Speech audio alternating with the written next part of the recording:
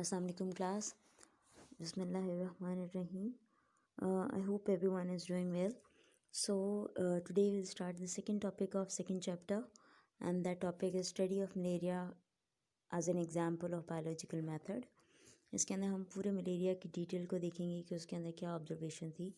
In the last video we had discussed there are 7 to 8 steps for the biological method, जिसमें first था questioning, second था observation, third was hypothesis, fourth deduction, then the experiment, summarization of the results, and then the reporting of results, right? तो उन्हीं methods को उन्हीं steps को one by one हम लोग डिस्कस करेंगे by taking malaria as an example of that biological method, right? So we know that malaria is a common disease in many of third world countries including Pakistan. We'll find out the causes and the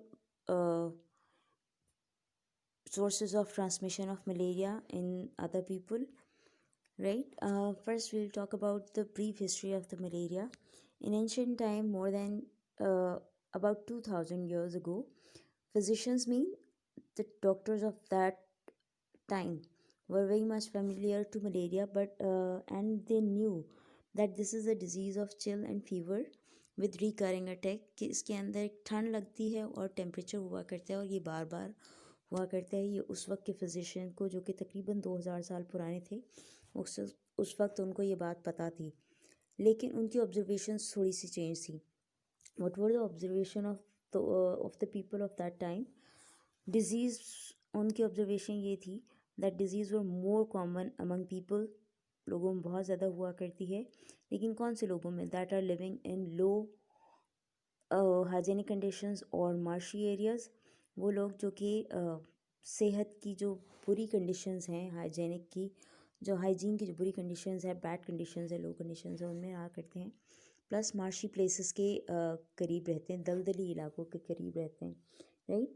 and it was thought at that time that the stagnant water of marshes poisoned the air, and as a result of breathing in this bad air, people got malaria, and this belief led to the name of this disease, that is mela and area. mela mean bad, air, area mean air. कि मतलब उस वक्त के लोगों में ये observation थी, उनका ये ख्याल था कि ये जो बीमारी है ये दलदली इलाकों से प्रोड्यूस होती है. दलदली इलाकों में जो बदबूदार पानी होता है, स्टेगनेंट वाटर होता है, वो पॉइजन कर देता है एयर को, और जब लोग उस एयर के अंदर, उस बैड एयर के अंदर ब्रीथ करते हैं, सांस लेते हैं, तो ये बीमारी लोगों को लग जाया करती है. सो मलेरिया इटालियन वर्ड था, जिसमें that is a combination of two words.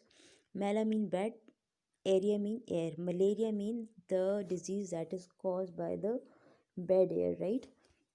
और बैड एयर फीवर भी इसको कहा जाता था. और as there was no medicine at that time, so it leads to the death at that time.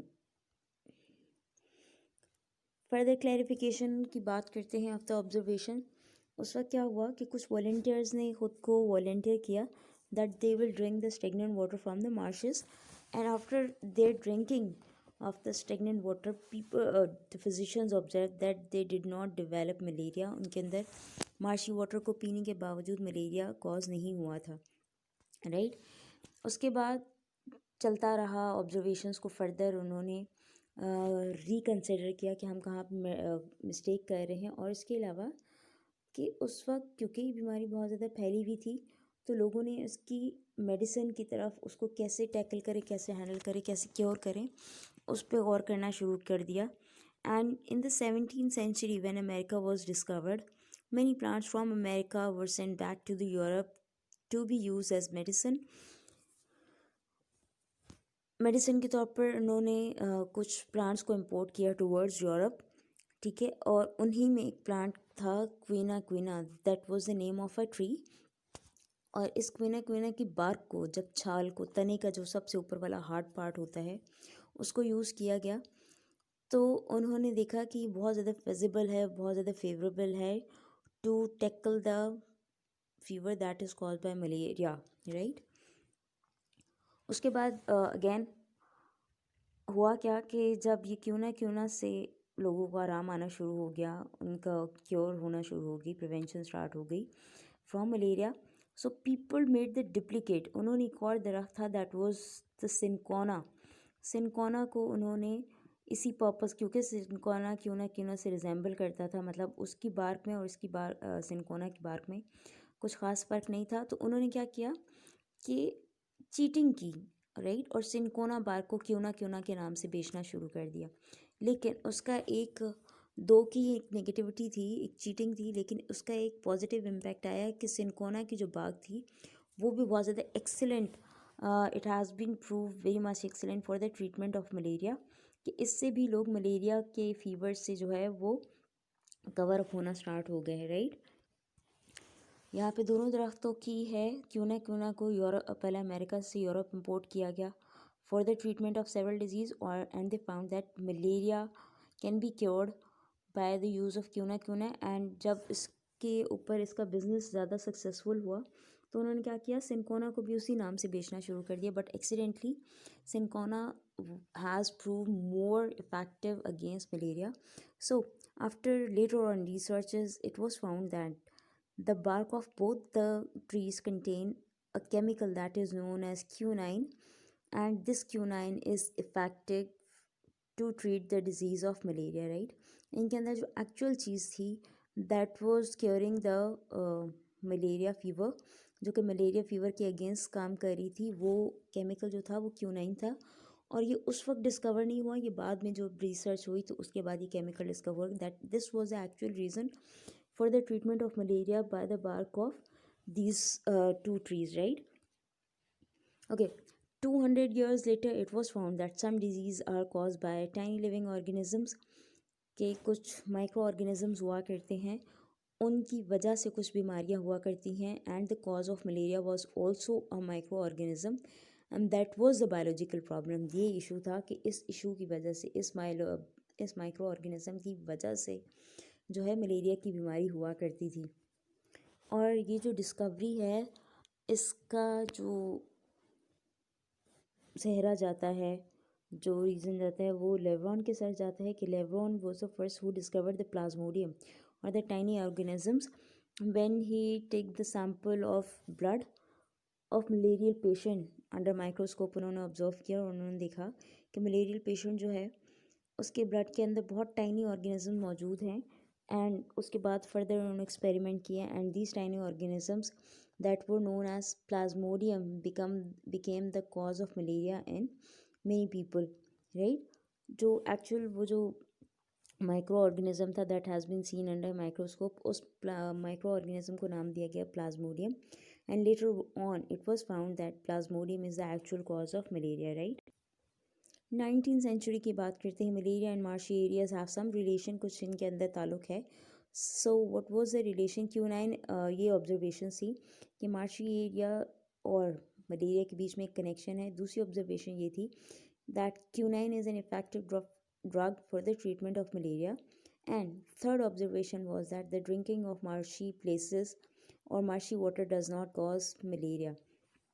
ये तीन ऑब्जर्वेशन थी जिसके बाद फिर फर्दर रिसर्च को किया गया, अपनी जो प्रीवियस हाइपोथेसिस थे उनको रिकन्सिडर किया गया और इसके अंदर करेक्शंस हुई।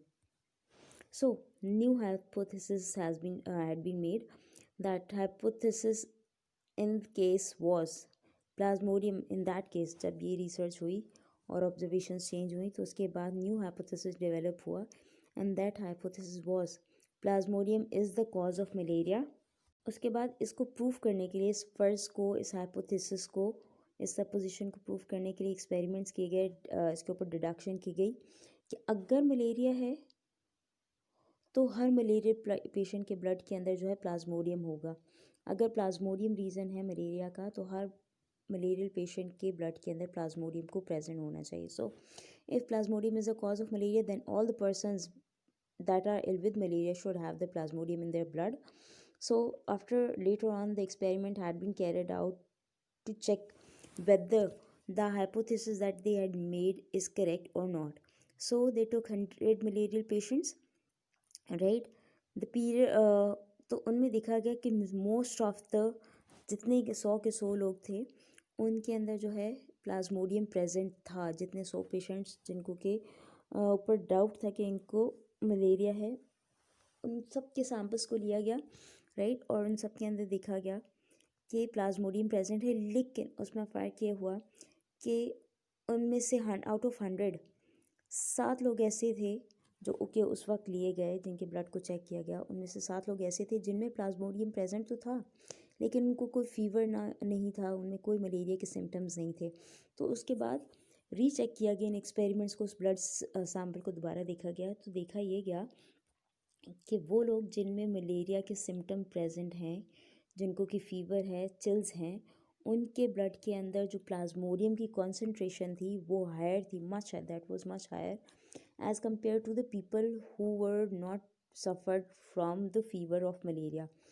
तो उस वक्त उनके अंदर प्लाज्मोडियम तो प्रेजेंट थे, इन 7 लोगों के अंदर प्लाज्मोडियम तो प्रेजेंट था, लेकिन उसकी क्वांटिटी, उसकी कॉन्सेंट्रेशन, उसका अमाउंट जो है वो बाकी मलेरियल पेशेंट्स के मुकाबले में बहुत कम था। So what they said that the period between the entry of parasite in the host and the appearance of the symptoms, उन उसके लिए एक ख़ास टर्म यूज़ की गई। वो लोग जिनके ब्लड के अंदर प्लाज्मोडियम तो है लेकिन अभी टेम्परेचर नहीं है, तो उसके लिए एक टर्म यूज़ की गई, incubation period. Incubation period mean in लोगों में प्लाज्मोडियम अभी उस कंडीशन में है जब ये अभी एंटर हुआ है बॉडी के अंदर, इसने ख़ुद को बॉडी में इतना ज़्यादा रिप्रोड्यूस नहीं किया कि ये मलेरिया के सिम्टम्स को शो कर सके, right. So, when a parasite or any microorganism is entering into the body, but it hasn't reproduced itself sufficiently in sufficient amount, so it can so that it can cause any kind of disease in the people. That particular period of entrance of the microorganism and its reproduction period is known as incubation period। कि जब वो enter हुआ और अभी उसने ख़ुद को reproduce करना है, इतनी क्वांटिटी में ख़ुद को रिप्रोड्यूस करना है, इन्हांस करना है अपनी क्वांटिटी को कि वो बीमारी के सिम्टम्स को शो कर सके, तो उस पर्टिकुलर पीरियड को, एंट्रेंस और रिप्रोडक्शन के पीरियड को हम कहते हैं incubation period, right. After the experiments they concluded the results, and the results were plasmodium is the cause of malaria because it was found in all of the patients